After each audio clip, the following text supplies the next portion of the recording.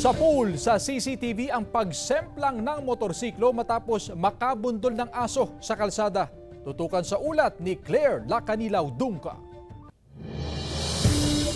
Sa CCTV footage, makikita ang pagtakbo ng aso sa kabaang bahagi ng Barangay Malabago, Mangaldan, Pangasinan matapos makawala sa kulungan June 14. Saktong paparating ng isang motorsiklo at nasagasaan ng aso. Sumemplang ang motorsiklo sa kadumausdos habang natumba din ang aso. Muntik pang makagat ang dumadaang rider ng aso. Mismong bahay po is malapit po sa kalsada. Pagkahabol nila, nandyan na yung motor na malakas, kaya nabunggo niya yung aso. Pero yung aso, nakatayo pa yung gas-gas dito. Buong niya, braso.